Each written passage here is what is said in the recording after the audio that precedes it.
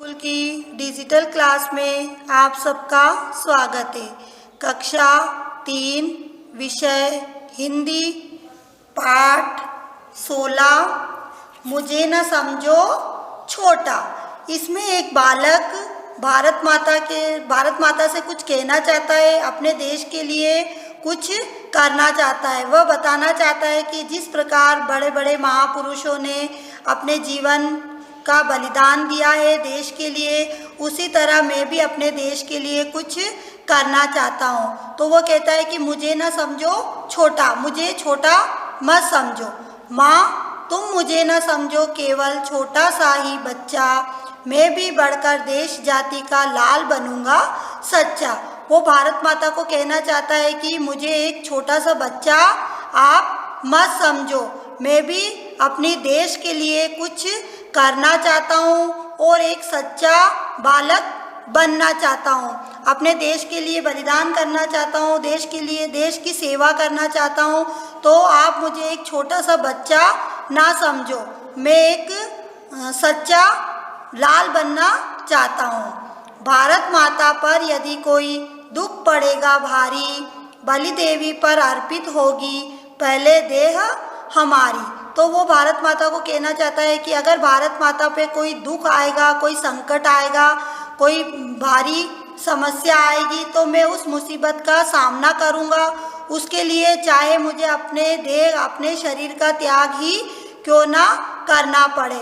वो कहना चाहता है कि अगर भारत माता पर कोई समस्या आती है, कोई दुख आता है, तो मैं उसके लिए अपने प्राणों की परवाह नहीं करूँगा और अपने प्राणों को बलिदान करने के लिए हमेशा तत्पर रहूँगा, हमेशा तैयार रहूँगा।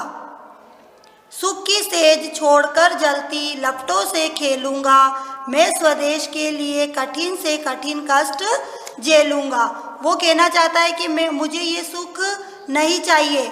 अगर भारत माता पर कोई आँच आती है तो मैं उसका सामना करूँगा, ना कि सुख की सेज पर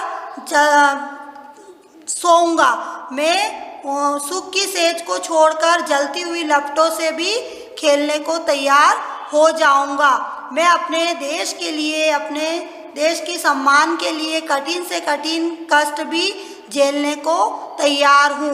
मैं अपने देश को बचाने के लिए हर वो कार्य करूँगा जो मुझसे होगा। बढ़ता जाऊँगा आगे ही लगा विजय के नारे, सत्य अहिंसा प्रेम एकता होंगे ध्येय हमारे। वो बालक कहना चाहता है कि मैं लगातार आगे बढ़ता रहूँगा, रुक कर नहीं बैठूँगा, चाहे उसके लिए मुझे कुछ क्यों ना करना पड़े। जिस प्रकार गांधी जी ने सत्य और अहिंसा का पालन किया, उसी प्रकार मैं भी सत्य पर अडिग रहूँगा, अहिंसा का पालन करूँगा, किसी के ऊपर हिंसा नहीं करूँगा और प्रेम पूर्वक सबके साथ व्यवहार करूँगा और एकता को बनाए रखूँगा। इस प्रकार मैं इन सारे का पालन करूँगा, सत्य अहिंसा प्रेम और एकता, यही मेरा ध्येय बनेगा और इन्हीं को लेकर मैं आगे बढ़ूँगा, कभी भी पीछे नहीं हटूँगा, आगे बढ़ता ही जाऊँगा, यही मेरा नारा होगा और इसी प्रकार मुझे विजय प्राप्त होगी। सत्य अहिंसा जैसों का मैं पालन करूँगा, सभी के साथ प्रेम पूर्वक रहूँगा और एकता को बनाए रखूँगा, यही मेरा उद्देश्य होगा। पाठ शांति का मुझसे सीखेंगे सब दुनिया वाले, मैं न उमड़ने दूंगा बादल कभी युद्ध के काले। अब वो बच्चा कहता है कि मैं हमेशा शांति का ही पाठ पढ़ाऊँगा, दुनिया वालों को शांति का पाठ सिखाऊँगा। हमें आपस में कभी भी झगड़ा नहीं करना चाहिए, विश्व शांति की कामना हमें हमेशा करनी चाहिए और यही पाठ में दुनिया वालों को सिखाऊँगा, यही बताना चाहूँगा। मैं न उमड़ने दूंगा बादल कभी युद्ध के काले, और कभी भी मैं युद्ध का सामना करने के लिए नहीं रहूँगा, युद्ध को नहीं आने दूंगा। युद्ध के ये जो काले बादल है इन्हें कभी भी नहीं उमड़ने दूंगा, कभी भी काले बादलों को मैं नहीं आने दूंगा और ऐसा कोई काम नहीं करूंगा जिससे कि युद्ध की समस्या पैदा हो। मैं हमेशा शांति को बनाए रखूंगा और उसी के ऊपर मैं चलूँगा। इस प्रकार ये छोटा सा बालक अपने देश के लिए कुछ करना चाहता है, तो वो इसमें यही बता रहा है कि मैं भारत माता के लिए हमेशा तैयार रहूँ, भारत माता की सेवा करने के लिए हमेशा तैयार रहूँगा। जिस प्रकार महापुरुषों ने अपने जीवन का बलिदान दिया है, अगर मुझे बलिदान देना पड़े, मेरे जीवन को भी मुझे त्यागना पड़े, तो मैं हमेशा तैयार रहूँगा और हमेशा सत्य, अहिंसा, प्रेम और एकता जैसे उद्देश्यों का पालन करूंगा। यही मेरा उद्देश्य बना रहेगा। देश में शांति बनाए रखने के लिए मैं हमेशा प्रयत्न करूंगा, कभी भी युद्ध को आने नहीं दूंगा। इस पाठ से संबंधित प्रश्नों को हम हल करेंगे। पाठ 16, मुझे ना समझो छोटा। इसका पहला प्रश्न है शब्दार्थ। लाल, लाल का अर्थ होता है बेटा। अगला है सेज, सेज का मतलब होता है पलंग। अगला है विजय, विजय का अर्थ होता है जीत। अगला है स्वदेश, स्वदेश का मतलब होता है अपना देश। ध्येय, ध्येय का अर्थ होता है उद्देश्य। अगला है देह, देह का मतलब होता है शरीर। अर्पित, अर्पित का मतलब होता है देना। एकता, एकता का अर्थ होता है मिलकर। उमड़ना, उमड़ना का अर्थ होता है बढ़ना या उठना। अगला है युद्ध, युद्ध का अर्थ होता है लड़ाई। अगला प्रश्न है बच्चा किसके लिए कष्ट झेलना चाहता है? उत्तर है बच्चा अपने देश के लिए कष्ट झेलना चाहता है। अगला प्रश्न है बालक अपनी माँ से क्या बनने की इच्छा प्रकट करता है?